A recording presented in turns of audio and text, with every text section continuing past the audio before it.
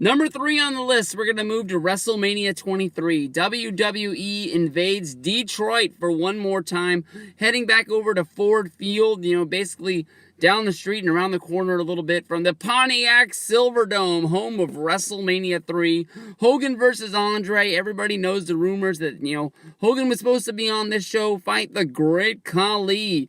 Man, that would have improved this one's undercard, but this one, was saved, ECW to me always sort of gets like a bad rap. I really liked this show.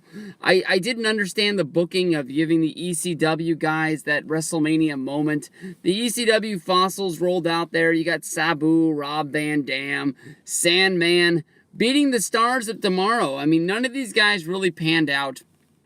Punk wasn't in this. Punk wrestled over in the Money in the Bank. But I mean, like Matt Stryker, what was his name? Elijah Burke, the Brood guy, Kevin Thorne.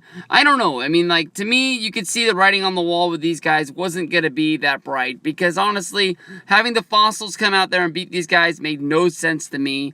But, after this, you had the Hair versus Hair, which they made a big deal out of.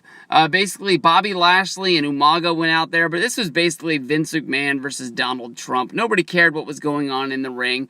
People tipped their hats to Donald Trump. He was a big, reality TV star at the time with The Apprentice, and people like to say that, the reason why the buys were so high, WrestleMania 23 at one point was one of the largest WWE pay-per-view buys of all time. A lot of people like to point in his direction. I'm not sure. I didn't, buy this to see Donald Trump.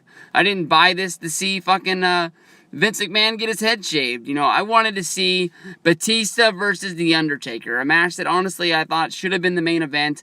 Went out there, they burned the house down, and Batista, as he went through the curtain, yelled at everyone for to hear, "Follow that." An awesome fucking match. One of the best Batista matches in my mind.